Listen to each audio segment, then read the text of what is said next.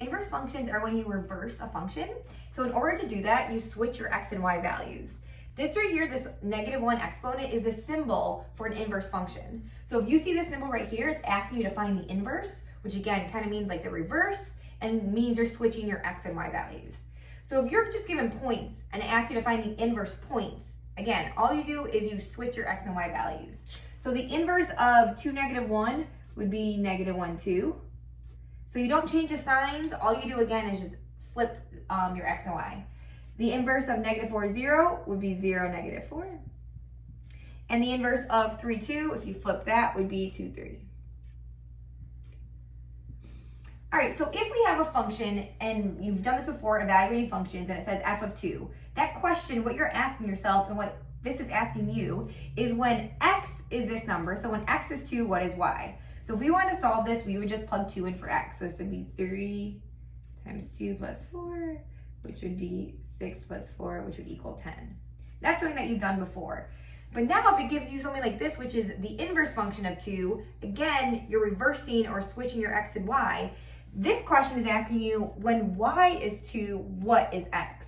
So f of x is another way of writing y.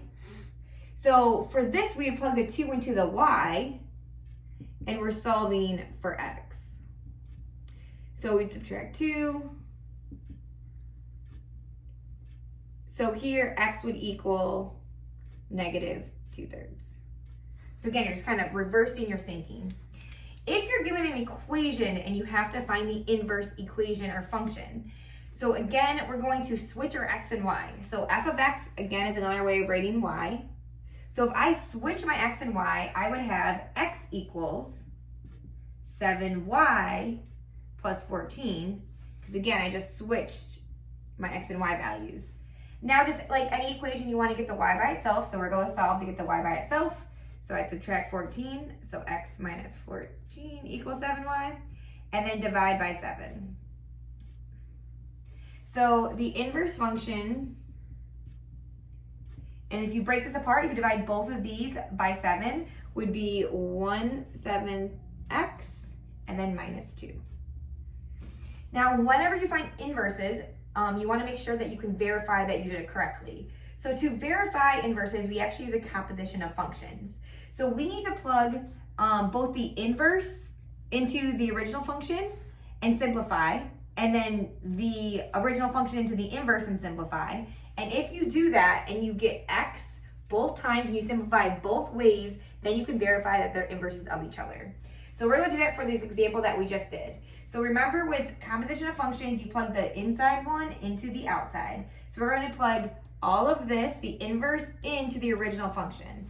So this would equal 7 times the inverse is 1/7 x minus 2, finishing off this equation, plus 14. And so now we're going to simplify to see what we get. So if we simplify this, this would be x minus 14 plus 14, which would reduce to x. So we have it correct this way, but we have to check both ways. So now we're going to plug the original function into the inverse. So my inverse is 1/7. My original function is 7x plus 14. And then finishing off this equation, minus 2. If I distribute here, this would be x plus 2 minus 2, which would reduce to x. So since both of these things are x, we can verify that these are inverses of each other.